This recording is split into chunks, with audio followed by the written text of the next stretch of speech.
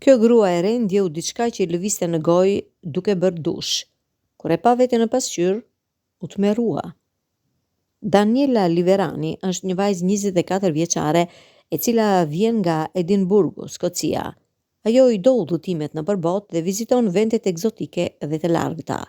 Kohët e fundit, ajo ishte në një udhëtim në Azinë në jug lindore, ndërsa ishte në Azi, ajo kishte rënë nga një motociklet.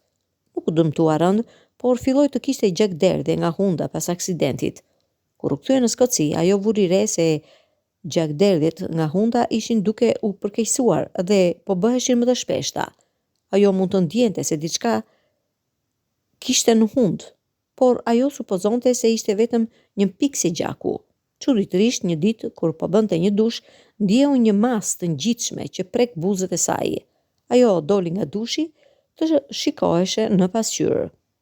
Ajo nuk mund të besonte atë që pa. Kishte një masë të madhe që dilte nga hunda e saj.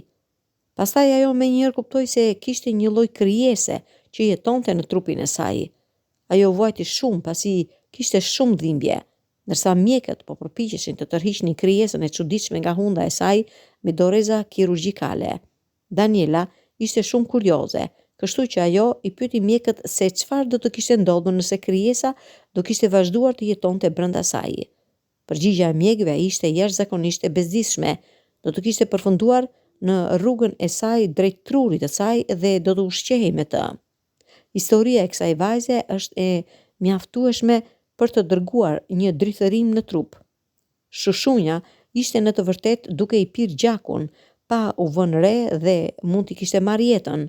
Kjo është arsyeja pse gjithmonë duhet i kushtojmë vëmendje më të madhe kur udhëtojmë në vende të huaja, sepse ka kafshë që nuk i njohim, madje edhe disa mikroskop që mund të jenë vdekjeprurëse.